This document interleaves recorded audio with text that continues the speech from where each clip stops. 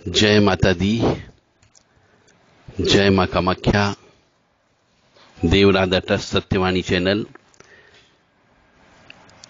घर के अंदर जितनी स्त्रियां होती है वही परेशान क्यों होती है? उन्हीं के ऊपर ऊपरी बाधा, तंत्र बाधा या रोग स्त्रियों को ही क्यों ज्यादा लगता है, या स्त्रियां ही बीमार रहती है? कुछ घर हमने ऐसे देखे हैं जहां पर केवल स्त्रियां ही बीमार रहती है, पुरुष बीमार नहीं होते। इसका क्या कारण होता है? जैसे एक घर के अंदर हमने देखा कि 4-5 स्त्रियां हैं, जिनके यहां हम गए, उसकी दादी, उसकी मां, उसकी पत्नी, उसकी छोटे भाई की बहू, सभी हैं, परंतु हमेशा स्त्रियां ही बीमार रहती है और हर महीने उनके ऊपर 4-5 हजार रुपए का दवाई दारू का खर्च होता है। तो ये स्त्रियां ही रोग से क्यों बीमार रहती है? ये शारीरिक रूप से अस्वस्थ क्यों रहती है और स्त्रियां ही क्यों बीमार हैं? आज इस रहस्य से हम पर्दा उठाएंगे। इसके पहले मां भगवती के चरणों में अरदास कर दें कि आप भी स्वस्थ रहें, आपका परिवार भी स्वस्थ रहे, मैं भी स्वस्थ रहूं और सभी स्वस्थ रहें जो धर्म कर्म का काम कर रहे हैं। कामाख्ये वरदे देवी नीलपर्वतवासिनी त्वं देवी जगत माता योनि मुद्रे नमस्तुते। कामाख्ये काम संपन्ने कामेश्वरी हर प्रिये कामनाम देहि में नित्यम कामेश्वरी नमस्तुते। कामदे काम रूपस्ते सुभगे सुर सेविते करोमि दर्शन देव्यम सर कामार सिद्धयेत। ओम महेशानी महामाये चामुंडे मुंडमालिनी आयु आरोग्य ऐश्वर्य देहि में देवी परमेश्वरी। ओम जयंती मंगला काली भद्रकाली कपालिनी दुर्गा क्षमा शिवा धात्री स्वाहा सदा नमस्तुते। ओम सर्वमंगल मांगल्ये शिवे सर्वा साधिके शरण्ये त्र्यंबके गौरी नारायणी नमस्तुते। दुर्गति नाशिनी दुर्गा जय जय, काल विनाशिनी काली जय जय, उमा रमा ब्रह्मानी जय जय, सीता राधा रुक्मणी जय जय। महालक्ष्मी नमस्तुभ्यम नमस्तुभ्यम सुरेश्वरी, हरि प्रिय नमस्तुभ्यम नमस्तुभ्यम दयानिधि। काली काली महाकाली काली के पाप नाशिनी, खड्गहस्ते मुंडहस्ते काली काली नमस्तुते। काली काली महाकाली काली के परमेश्वरी, सर्वानंदकरी देवी नारायणी नमस्तुते। नीरहार हार धनसार सुधाकरम भा कल्याणम दाकनक चंपकदाम्बुशाम उतुंग बिन्ग जुगम्ब मनोहरांगी वाणी नमामि मनसा वत्सा विभूते। ओम ऐं सरस्वत्यै नमः। ओम ह्रीं दुंदुर्गाय नमः। या जल जल प्रज्वल अग्नि रूपाय ओम हौं ह्रीं श्रीं ज्वाला देवी नमो नमः। देवी प्रपन्नता तीहरे प्रसीद प्रसीद मातर्ग जोखिलस्य प्रसीद विश्वेश्वरी पाहि विश्वं तमीश्वरी देवी चराचरस्य। शुभम करोति कल्याणम आरोग्यम धन संपदा शत्रु बुद्धि विनाशाय दीप ज्योति नमस्तुते। योनि मात्र शरीराय कुंजवासिनी कामदा रजस्वला महातेजा कामाक्षी ध्यायताम सदा। काम प्रिया कामरता कामा काम स्वरूपिणी कामिनी कामिनी काम्या कामुका कामचारिणी। काम बीज स्थिता काम पीठ निवासिनी कामदा कामहा काली कपाली करालिका। या देवी सर्वभूतेषु लक्ष्मी रूपेण संस्थिता नमस्तस्यै नमस्तस्यै नमस्तस्यै नमो नमः। या देवी सर्वभूतेषु शक्ति रूपेण संस्थिता नमस्तस्यै नमस्तस्यै नमस्तस्यै नमो नमः। या देवी सर्वभूतेषु मातृ रूपेण संस्थिता नमस्तस्यै नमस्तस्यै नमस्तस्यै नमो नमः। या देवी सर्वभूतेषु दया रूपेण संस्थिता नमस्तस्यै नमस्तस्यै नमस्तस्यै नमो नमः। शौरूढ़ां महाभीमां गौरदृष्टां वरपदां हास्ययुक्तां त्रिनेत्रां च कपालकर्तिकारकम् मुक्तकेशी ललजिह्वां पिबतीं रुधिर्मुहुः चतुर्बाहुं युक्तां देवीं वरा भयकरां स्मरेत्। ओम ध्यायेत् काली महामाया त्रिनेत्रां बहुरूपिणीं चतुर्भुजां ललजिह्वां पूर्णचन्द्रभावनाम् नीलोत्पल दल प्रख्यां शत्रु संगविदारिणीं नरमुंड तथा खड़गम कमलम वरदम तथा विभ्राणां रक्तवदनां द्रष्टाली घोरूपिणीं अट्टाहस निरतां सर्वदा च दिगंबरां शवासनिस्थिता देवी मुंडमालाय भूषितां। ओम नमो भगवते वासुदेवाय। ओम क्लीं कृष्णाय नमः, ओम लक्ष्मी नारायणाय नमः, ओम विष्णवे नमः, ओम कृष्णाय वासुदेवाय हरिये परमात्मने प्रणतकेशनाशाय गोविंदाय नमो नमः। शांताकारं भुजंगशयनं पद्मनाभं सुरेश्वरं विश्वाधारं गगनसदृशं मेघवर्णं शुभांगं लक्ष्मीकान्तं कमलनयनं योगिभिः ध्यानगम्यं वन्दे विष्णु भवभयहरं सर्वलोकैकनाथं। ओम पुंडरीकाक्षाय विद्महे गरुड़वाहनाय धीमहि तन्नो विष्णु प्रचोदयात्। मां भगवती जगज्जननी आद्य शक्ति भवानी अल्हादिनी शक्ति कष्ट निवारिणी दुख निवारिणी महिषासुर मर्दिनी चंड मुंडनाशिनी सिंहवाहिनी क्लेश नाशिनी पापनाशिनी शुम्भ निशुम्भ मर्दिनी मधुकेटभंत्री रक्त बीज विनाशिनी धूम्रलोचन सनहंत्री क्लेश नाशिनी सर्व दुष्ट नाशिनी सर्व शत्रु घातिनी महामाया कामाख्या आप सबको सुखी रखे, स्वस्थ रखे, प्रसन्न रखे, सुख दे, समृद्धि दे और शांति प्रदान करे। जय माता दी, जय मां कामाख्या। अब प्रश्न जो आपके सामने रखा वो यह है कि मनुष्य के घर में सब स्त्रियां क्यों बीमार रहती है।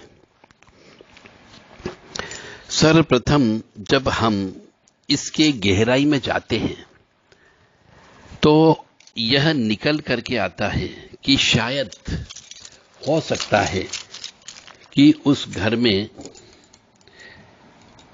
स्त्रियों को श्राप लगा हुआ है, कि उस घर में जो भी स्त्री आएगी वह बीमार रहेगी, बीमारी में पैसा चला जाएगा और व्यक्ति को निर्धन होना पड़ता है।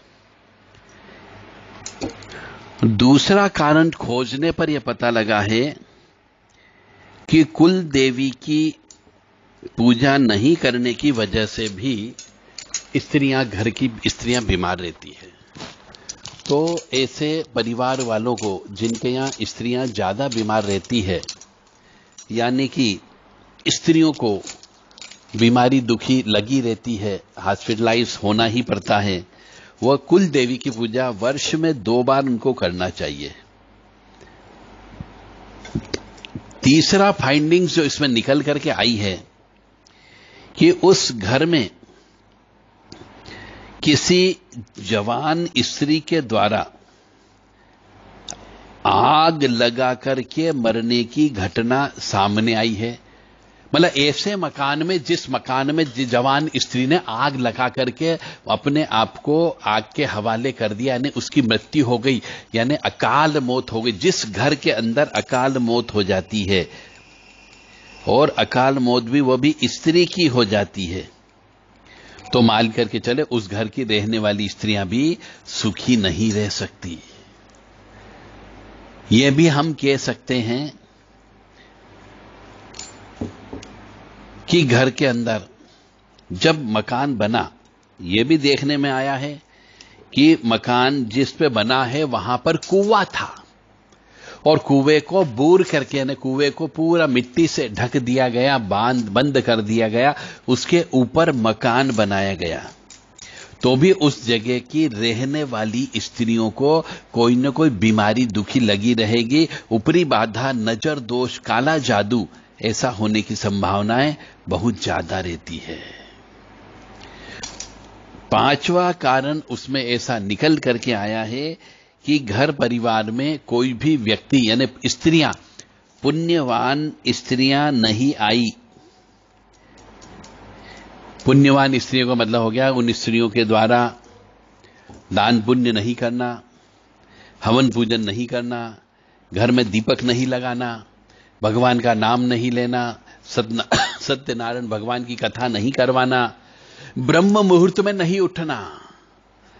सबसे बड़ी बात है ब्रह्म मुहूर्त में नहीं उठना, और शाम के वक्त में दिन और रात का जब मिलन होता है उस समय दहलीज पर बैठ करके, दहलीज पर पैर रख करके बैठे रहना, दहलीज पर खड़े होकर के बाल को बाल बनाना, या सूर्यास्त के समय पे, दिन और रात के मिलन के समय पे घर की झाड़ू लगाना, इत्यादि कारणों से भी घर की स्त्रियां बीमार रहती है।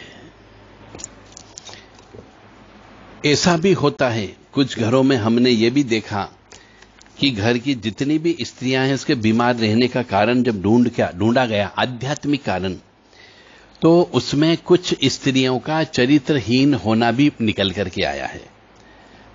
मतलब उन स्त्रियों के द्वारा अपने पति के अलावा अन्य पुरुषों से भी शारीरिक संबंध की बात निकल करके आई है। ऐसी जगह भी उनके कुल देवी देवता और पितृ देवता वह भी स्त्रियों को बीमार रखने का काम करते हैं।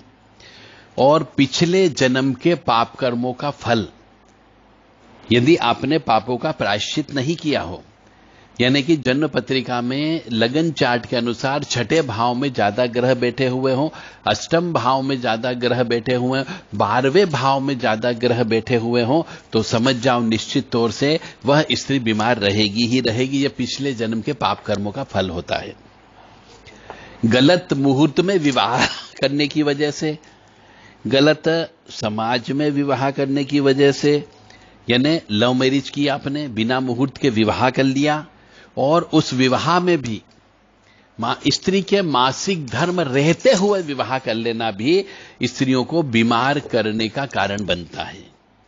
और कुछ कुछ जगह ऐसा भी देखा गया है कि घर की स्त्रियां सब बीमार रहती है, तो जब पूजा पाठ की गई, वहां पे बैठक की गई, शक्तियों से बातचीत की गई, तो शक्तियों का यह कहना था कि इनके समाज में, इनके घर में, इनके कुल में जब भी किसी बालक का विवाह होता है तो विवाह के बाद में, जोड़े से जाने के बाद में, जोड़े से उनको पूजना पड़ता है और वहां पे बलि देना पड़ती, जो इनके द्वारा बलि देना बंद कर दी गई। उसकी वजह से भी इस घर की स्त्रियों के ऊपर उस शक्ति का ऋण चढ़ा हुआ है। मतलब उस शक्ति को बलि देना ही देना पड़ेगी, तभी ये स्त्रियां ठीक होगी, अन्यथा पूरा घर परिवार बर्बाद हो सकता है। दुर्गा सप्तशती के पूरे नवरात्रि में 9 पाठ कराने से, हवन करने से यह ठीक नहीं हो सकती। हो सकता है उस घर के अंदर, जिस घर में ये सब व्यक्ति रह रहे हैं और स्त्रियां बीमार रहती, पुरुष बीमार नहीं रहते हैं, तो यह भी हो सकता है कि उस घर में कोई तंत्रात्मक चीज किया कराया का प्रभाव भी उसमें रहता है। उसकी वजह से भी घर परिवार की स्त्रियां बीमार रहती है। तो ऐसे के लिए, ऐसे परिवार में जहां पर स्त्रियां ज्यादा बीमार रहती हो, सबसे पहले कुल देवी देवता की पूजा करवाओ। श्राद्ध के निमित्त अमावस्या को विशेष पूजन अर्चन करना है, और साथ ही साथ में सब स्त्रियों के ऊपर से अन्न उतार करके गरीबों में बंटवाना चाहिए। तुला दान करवाना चाहिए, क्योंकि तुला दान नहीं कराने की वजह से भी स्त्रियां बीमार रहती है।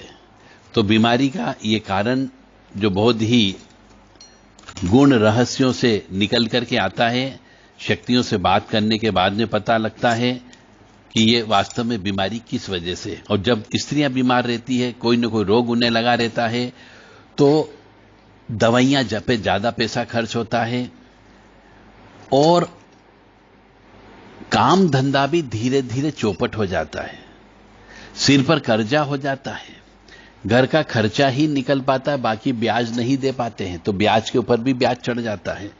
तो ऐसे के लिए ये जो हमने कारण बताए हैं कि स्त्रियों को श्राप लगा हुआ है, कुल देवी देवता की पूजा नहीं करना, पितृ देवता की पूजा नहीं करना, पितरों के निमित्त दान धर्म नहीं करना, और उस घर के अंदर किसी जवान स्त्री के द्वारा आग लगा करके मरने की वजह से भी स्त्रियां हमेशा पीड़ित रहती है। यानी अकाल मौत होती है, जल करके मरने वाली स्त्री की आत्मा लगी हुई होती है, या फिर किसी मकान जो बना हुआ है उसके नीचे कुआं हो, और पहले कुआं था, कुएं को बूर करके मकान बनाया गया हो, या फिर कोई पहले पीपल का वृक्ष या वट वृक्ष था, उसको काट करके, या आम का वृक्ष था, जामुन का वृक्ष था, उस वृक्ष को काट करके, हटा करके उसके ऊपर मकान बना दिया गया हो, और आप उसने उस मकान को खरीद लिया हो और आप उस मकान में रहते हो, तो उस मकान में रहने वाली जितनी भी स्त्रियां हैं वह सब यक्षिणी की वजह से, क्योंकि इन जो रस जिनमें फल वाले जो होते हैं,